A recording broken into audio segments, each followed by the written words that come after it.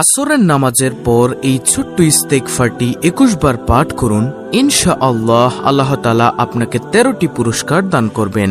তার মধ্যে সবচেয়ে দামি পুরস্কার হলো আপনার জীবনের সকল গুনাহ আল্লাহ তাআলা মাফ করে দিবেন। সুবহানাল্লাহ। এছাড়াও আরো 12টি গুরুত্বপূর্ণ পুরস্কার আল্লাহ তাআলা আপনাকে দান করবেন। প্রিয় দর্শক, একজন মুমিন মুসলমান হিসেবে ভিডিওটি আপনার জন্য খুবই গুরুত্বপূর্ণ, কারণ আমি বিশ্বাস করি যে ব্যক্তি চায় তার গুনাহকে ক্ষমা করাতে, যে ব্যক্তি আল্লাহ তাআলাকে ভালোবাসে, সে আজকের ভিডিওটি সম্পূর্ণ দেখবে এবং এইখান থেকে ইস্তেগফারের এই আমলটি শিখে পরবর্তীতে সে সুন্দরভাবে আসরের নামাজের পর এই ইস্তেগফারের আমলটি পাঠ করবে। ইনশাআল্লাহ আল্লাহ তাআলা তাকে 13টি পুরস্কার দান করবেন। সবচেয়ে বড় পুরস্কার দান করবেন সেটা হলো তার জীবনের সকল গুনাহ ক্ষমা করে দিবেন। আল্লাহু আকবার। এবং পূর্ববর্তী গুনাহের সমপরিমাণ নেক তার আমলনামায় যোগ করে দিবেন ইনশাআল্লাহ।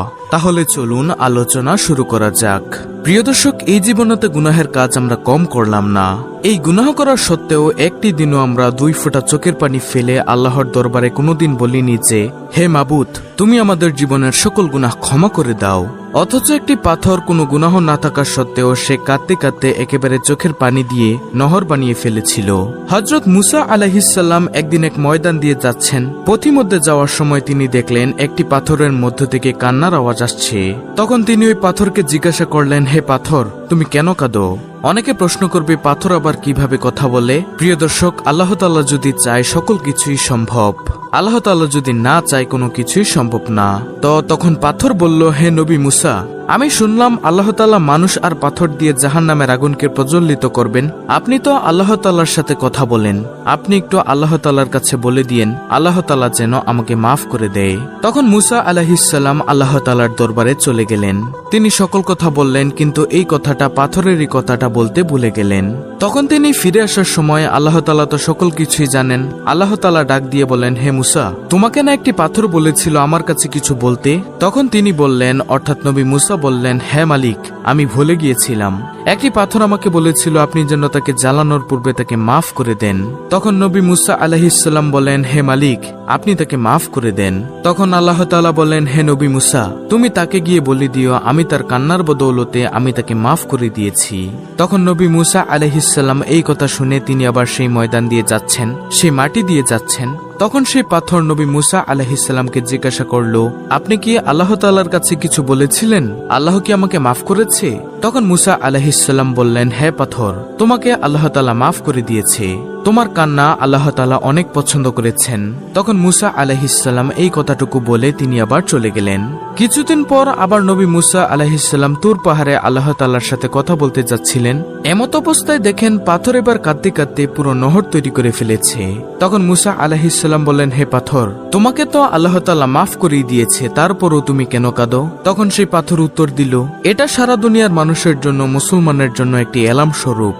তখন এই পাথর বলল, যে কান্নাকে আল্লাহ তাআলা এত পছন্দ করেন, যে কান্নার কারণে আল্লাহ তাআলা আমাকে মাফ করে দিয়েছেন, আমি বুঝতে পেরেছি আল্লাহ তাআলা কান্নাকে অনেক পছন্দ করেন, তাই আমি আরো বেশি বেশি কান্নার পরিমাণ বাড়িয়ে দিয়েছি। সুবহানাল্লাহ, আল্লাহু আকবার। হ্যাঁ প্রিয় দর্শক, কান্নার এতটাই দাম। প্রিয় নবী সাল্লাল্লাহু আলাইহি ওয়াসাল্লাম বলেন, আমার কোন উম্মতের গাল বেয়ে যদি 1 ফোঁটা চোখের পানি ফেলতে পারে, সেই পানি জমিনে পড়ার আগেই তার সকল মনের আশা পূর্ণ করে দেওয়া হয় এবং সকল গুনাহ মাফ করে দেওয়া হয়। আল্লাহ তাআলা এতটাই ভালোবাসেন। হাসরের ময়দানে যখন জাহান্নাম দৌড়িয়ে আসবে সমস্ত গুনাহগারকে ধ্বংস করার জন্য, তখন আল্লাহ তাআলা ফেরেশতাদেরকে বলবেন, হে ফেরেশতারা, আগে আমি বিচার কার্য শেষ করে নিই, তোমরা একটু পানি ছিটিয়ে দাও। জাহান্নামের গায়ে তখন পানি ছিটিয়ে দেওয়া হবে এবং জাহান্নাম দ্রুত পিছনে চলে যাবে। আর সেই পানিটি হলো বান্দাবান্দি যে দুনিয়াতে আল্লাহ তাআলার দরবারে কেঁদেছে, সেই 1 ফোঁটা চোখের পানি। হ্যাঁ প্রিয় দর্শক, চোখের পানির এতটাই দাম। আমাদের প্রিয় নবী সাল্লাল্লাহু আলাইহি ওয়াসাল্লামের কোনো গুনাহ নেই, তারপরেও তিনি দৈনিক 70 বারেরও অধিক তওবা ইস্তেগফার করতেন। অথচ আমাদের কোনো গুনাহের শেষ নেই। আমরা একটুও ভয় করি না আল্লাহ তাআলাকে, ভয় করি না আল্লাহ তাআলার ওই কঠিন আযাবকে। প্রতিনিয়ত আমরা গুনাহ করেই যাচ্ছি। তাই আজকের ভিডিওতে আমরা যে আমলটি করার কথা বলবো, উক্ত আমলটি আমরা সুন্দরভাবে শিখে আল্লাহর দরবারে উক্ত আমলটি আমরা করব। আল্লাহ তাআলা আমাদের সকল গুনাহ ক্ষমা করে দিবেন ইনশাআল্লাহ। নবীজি সাল্লাল্লাহু আলাইহি ওয়াসাল্লাম হাদিসের মধ্যে বলেন, হে আমার উম্মত, তোমরা যদি গুনাহ না করতে এবং গুনাহ করে সাথে সাথে আল্লাহর দরবারে ক্ষমা না চাইতে, তাহলে আল্লাহ তাআলা তোমাদেরকে উঠিয়ে নিত। আল্লাহ তাআলা দুনিয়াতে এমন একদল জাতি প্রেরণ করত যারা গুনাহ করত এবং আল্লাহ তাআলার কাছে সাথে সাথে ক্ষমা চাইত। প্রিয় দর্শক, ক্ষমাকে আল্লাহ তাআলা এতটাই প্রাধান্য দিয়েছেন, এতটাই ভালোবাসেন। তাই আসুন আজকের এই আমলটি আমরা মনোযোগ সহকারে শুনি। তো এখন হলো কোন সেই আমল এবং এই আমলটি করার নিয়ম কানুন কোনটি? দর্শক, দিনের সময়ের মধ্যে একটি গুরুত্বপূর্ণ সময় হচ্ছে আসরের নামাজের পরের সময়টুকু। এই সময়ে আল্লাহ তাআলার দরবারে কোনো বান্দা বান্দি যদি কিছু চায়, আল্লাহ তাআলা সাথে সাথে তার আশা পূর্ণ করে দেন। সুবহানাল্লাহ। তো আজকের ভিডিওতে যে আমলটি করার কথা বলবো, আমলটি করার জন্য আপনাকে সর্বপ্রথম পবিত্রতা অর্জন করতে হবে। আর পবিত্রতা হলো ঈমানের অঙ্গ। নবী সাল্লাল্লাহু আলাইহি ওয়াসাল্লামের হাদিস, যে ব্যক্তি অপবিত্র থাকে তার কোনো ঈমান নেই, কারণ পবিত্রতা হচ্ছে ঈমানের অঙ্গ। তারপরে আপনি আসরের নামাজটুকু সুন্দরভাবে আদায় করবেন। তারপর আসরের নামাজ আদায় করার পর সুন্দরভাবে ধ্যানে বসবেন। তারপরে নবী সাল্লাল্লাহু আলাইহি ওয়াসাল্লামের উপর দুরূদ পাঠ করবেন। কমপক্ষে 7 বার দুরূদ পাঠ করবেন। সবচেয়ে ছোট দুরূদ হলো সাল্লাল্লাহু আলাইহি ওয়াসাল্লাম। যেই দুরূদ আপনি পারেন প্রিয় দর্শক, আপনি সেই দুরূদ 7 বার পাঠ করবেন। তারপরে আপনি একটি ইস্তেগফার পাঠ করবেন, আর সেই ইস্তেগফারটি হলো আস্তাগফিরুল্লাহ। খুবই ছোট ইস্তেগফার। সবচেয়ে ছোট ইস্তেগফারটি আপনি 21 বার পাঠ করবেন তওবা করার জন্য। তারপরে আবার নবী সাল্লাল্লাহু আলাইহি ওয়াসাল্লামের উপর দুরূদ পাঠ করবেন 7 বার। এগুলো পাঠ করার পরে এইবার আল্লাহ তাআলার দরবারে মোনাজাত করিয়া সকল গুনাহের জন্য ক্ষমা চাইবেন।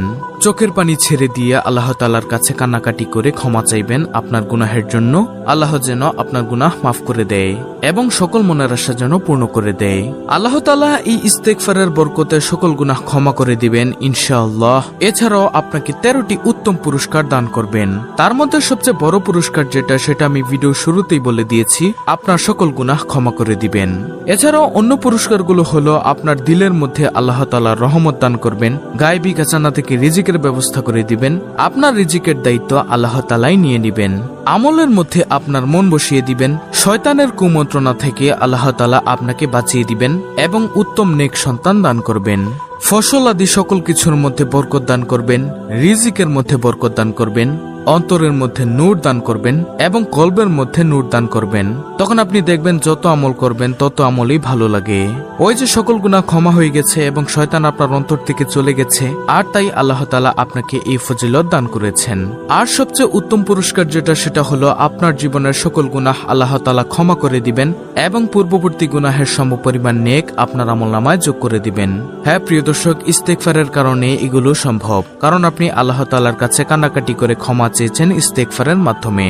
তাই আসুন আমরা উক্ত আমলটি করে আল্লাহ তাআলার দরবার থেকে সকল গুনাহ ক্ষমা করিয়ে নেই। আল্লাহ তাআলা আমাদের সকল জানা অজানা, ইচ্ছাকৃত অনিচ্ছাকৃত সকল গুনাহ মাফ করে দিবেন ইনশাআল্লাহ। তো প্রিয় দর্শক, এই ছিল আমাদের আজকের ভিডিও, অত্যন্ত গুরুত্বপূর্ণ একটি ভিডিও। ভিডিওটি ভালো লাগলে অবশ্যই চ্যানেলটিকে সাবস্ক্রাইব করে পাশে থাকা বেল বাটন অল বাজিয়ে দিবেন। ভিডিওটিতে একটি লাইক দিবেন এবং কমেন্টে আমিন লিখবেন এবং অন্য মুসলিম ভাই বোনদের কাছে ভিডিওটি শেয়ার করে দিবেন, যেন তারাও দেখে শিখে এই ইস্তেগফারের আমলটি করতে পারে। আল্লাহ রাব্বুল আলামিন আমাদের সকলকে ইস্তেগফারের আমল করে গুনাহ মাফ করিয়ে নেওয়ার তৌফিক দান করুন। আমিন।